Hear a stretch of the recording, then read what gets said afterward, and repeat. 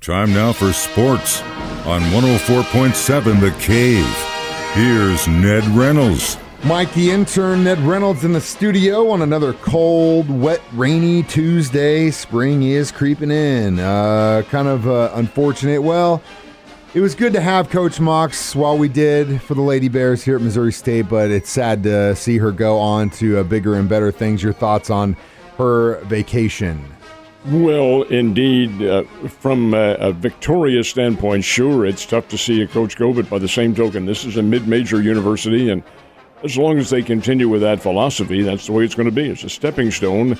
Most coaches, let's put it this way, it's very rare to find coaches anymore who are going to stay at one locale for a very long time. It just doesn't happen because most of the individuals coming into that profession are young and they want to improve, and certainly Coach Mox fits that bill. You knew she wasn't going to be here very long, and we'll leave now and take over the post of the University of Virginia in Charlottesville. That's an Atlantic Coast Conference team. It's a Power 5 conference. She'll do very well. She has the distinct ability to be able to coach defense, and that is not something that a lot of coaches have. Her defensive teams are nothing short of outstanding. Look at the record, 74-15. She lost 15 games in 3 years here. Made the NCAA tournament twice, would have made it a third time had it not been for COVID. COVID shut them down. And this year, they do lose to Ohio State in a really, really close game that maybe they could have won had they made a few more baskets. Defense, great. Ohio State ran LSU out of the ballpark last night. That's how good that Ohio State team was and how good the Lady Bears are. But Coach Mox will do well, and we'll wish her nothing but the best of luck. I like I said, I hate to see her go, but she did do some really cool things in the short period she was here. I want to go back to what you said about mid-level university. What does Missouri State do to change that mentality for coaches coming in? Because you don't want, you got now on the football side of things, you got Petrino in here. Is he looking at this as kind of the same thing? He's a little bit different story because he has been to the big time. And now he is perfectly, at least I assume, anyway, I don't know the man, but I would assume he's in his early 60s. He is quite comfortable here. He has his family here and doesn't really need the money as such. The younger ones do need the money. There is what makes a mid-major and a high major, M-O-N-E-Y. And I'll give you an example. I don't know what Coach Mox was pulling in here, probably $350,000, $400,000, somewhere around there. It's good. Yeah, not at Virginia, it's not. At Virginia, they'll make upwards of $1 million. Man. And higher at the big-time schools. Gino Auriemma, for instance, at Connecticut, $3 million. $3 million. Think of this. And he's small-time compared to some of the guys who are coaching men's teams. It's really out of sight what they make and what they can. More power to them if they can get the money. We sure as hell can't hear. You and I are idiots. What the hell did we do with our lives? So who do you think is going to fill those shoes that Coach Mox left for the Lady Bears? I would assume it's going to be somebody who's very young. I would predict it's going to be a female, but a young female who's looking probably at using this as a stepping stone, and there's nothing wrong with that. That's perfectly fine. You want somebody who's aggressive and who wants to improve him or herself in the profession. That's perfectly fine. But whomever it is going to have some really, really big shoes to fill because Coach did a great job. She was a fine coach, and she follows a legacy of other good coaches, starting with Cheryl Burnett. My goodness sake, we've had some dandies in here who have been able to guide this program. Coach Katie Abrahamson Henderson, for instance, she had her team playing. Kelly Harper had her team playing last night. These are all solid coaches, and I suspect the new one, and there will be a number of applicants, the new one will be in that ilk, I'm assuming. Hopefully we can get a good one. Coach Mox definitely did a great job while she was here. Let's talk football for a second. This offseason has been insane. It feels like we're in the mid-'80s and we're having an arms race with Russia inside of the NFL. We got teams loading up big time, especially the AFC West. I was reading an article about how just at quarterback, there hasn't been a division like this with that talent since like the AFC East in the 80s with Marino, Kelly, Esiason. You know what I'm talking about? Like there really has not been a division. I mean, I hate to say that for the AFC West because we got Derek Carr in there because I really don't think Derek Carr is on that level. See, I don't know why you guys are so high up on that guy. I'll tell you why. I don't know why. I'll tell you why, because he has not had a good core of receivers. He does now. He has Devontae Adams in there. If he has a line in front of him, and it's an if, Derek Carr is very, very But capable. I think it's a give and take relationship. Yeah, you're right. He hasn't had a lot of great receivers, but he still has some good receivers. And at the same time, a quarterback should be able to help make a mid-level guy a better receiver by being a better quarterback. And I don't think Derek Carr is that guy. I don't know how many seasons we have to prove that. But anyway, it's like an arms race, and it's just been insane what's happened, the trades, all this stuff. And then yesterday, Matt Ryan is going to Indianapolis. What the hell about that? That's crazy. Well, it's because, number one, because the Falcons want to go young, and he's not. Matt Ryan is 37 years old. Yes, he's had his great career with the Atlanta Falcons, took him to the Super Bowl, and has had almost all the Falcons quarterback records. But he is 37. The Falcons have decided they can get something for him. I think it's a third-round draft choice, which is surprising. But they also take a hit in the salary cap. I think they still have $40 million in dead cap money that they have to somehow adjudicate in their whole system. But Ryan probably has passed his better days. However, Indianapolis needed a QB, and they needed somebody who was seasoned. So what did the Falcons do? Well, they trade him, they trade Ryan, and sign Marcus Mariota, who was serving as a backup at the time. I really have not perceived Mariota as being a starting QB, but we'll find out because he's going to get that shot with Atlanta. And as far as Ryan with Indianapolis, he still has enough savvy to be able to make something out of that team if they're going to have it. I won't disagree with you at all as far as the AFC West is concerned. I think they have the best division in all of football, at least on paper. On paper. You've got to be able to prove it on the field. You've got to have your line. It's a team. It isn't one person. And look at the Chiefs.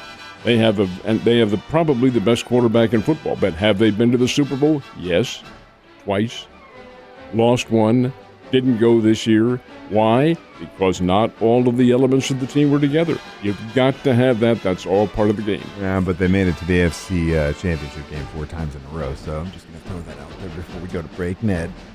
It's not a good argument. No, I know, but at the same time, I just, going back to what we were arguing about, I just don't think Derek Carr's in that. I think he's a top 15 quarterback, regardless of if he's got Devontae Adams or not. But like you said, on paper, on the field, completely different things. And how many times have we gone into the season saying, "Oh my God, these guys are going to be so hot," and it's because they haven't had the key elements of a team together. Yep. That's what you've got to have. It isn't just one person. Yeah, I know. A pair of former Lady Bears coaches, as you mentioned last hour, took teams on the courts last night. How'd they do in their matchups? Got away with a split, although it could very well have been 2-0 for their teams. Katie Abrahamson Henderson is coaching at Central Florida now. She has, in my opinion, a dynamite basketball team. Now, their season ended. They played Connecticut last night at Storrs, Connecticut. They had UConn beaten. Here is Coach Abe and Coach Mox are very close friends, and they both coach the same way. They preach defense. And last night, in watching Central Florida play, they used a masterful three-quarters court, half-court trap that had a seasoned team like Connecticut and Gino Auriemma completely puzzled. Didn't know how to handle it, throwing the ball away, fell behind. Eventually, however, the slide back on a three-quarter court or half-court trap is that if you get past it, there's some free shots right at the goal. And sure enough, Connecticut was able to get a few of them, not very many, and capitalize from the foul line and pulled off a 52-47 win over Central Florida. And that ends the season for Central Florida. Connecticut continues on. I have real problems with these games being played on a home court, which they were, and Connecticut was playing at home in Storrs, Connecticut last night. That's a problem that may need to be addressed by the NCAA and by women's basketball. Kelly Harper at Tennessee, she had her game lost at home. They are playing Belmont. Belmont, folks, next year is in the Missouri Valley Conference. They were really, really good. Had Tennessee down and almost out. But almost doesn't count. Tennessee hit some key foul shots. There was a critical play with less than a minute remaining in which, I don't think I've seen this before. It doesn't happen very often. But the gal from Belmont's on the foul line. Teams are lined up. If she makes these foul shots, it's going to be awfully tough for Tennessee to come back. Makes the first one. The second one, the young lady hitched in her shot. In other words, she started and then stopped. And when she stopped, the players all ran into the lane. And the first one was a Belmont player. That's a lane violation. She made the shot, didn't count. God. Up the court come, boy, Katie was not happy. Oh, especially at that point in the game, man. Up the court they come, and Tennessee was able to capitalize on the foul line and won 70-67 over Central Florida. Coach Kelly Harper was very, very lucky to get out of that game, but she did. She got the win. So we got a split out of that. Coach Mox was in the NCAA this year. This is really a great program we have here in Springfield. Yeah. And we've produced any number of sensational coaches, and I suspect that's going to continue. Well, hopefully the next one is going to be a great one. Now, is it just me, or has it just been bad luck for the St. Louis Cardinals pitching staff for the last couple seasons? I mean, obviously we went through a pandemic, a shortened season, but it seems like we really haven't had a great pitching core for a few years now. When you take a look at the staff the way it shapes up now, Jack Flaherty's not going to be in there for opening day, and there is no telling how long he's going to be out. He has not really, since 2019, been a consistent performer with this team. I have a feeling he may not be around in a Cardinals uniform after this year, but that remains to be seen. And then you have Alex Reyes, the big-time reliever. He's out with a frayed ligament or something in his shoulder, whatever it is. But when you take a look at their starting staff, they're not all that bad. Wainwright, unfortunately for the Cardinals and for Wainwright, he is 40 years old, and this is his last year. Miles Michaelis, who's had injury problems. The Hudson kid, Dakota Hudson, fine player. He can pitch when he is healthy. Jake Woodford, not a very known commodity, but has the capabilities. And the key to the whole thing is a pitcher that the Cardinals got from the New York Mets this year, Steven Matz. He can throw. He's a very, very, very good pitcher.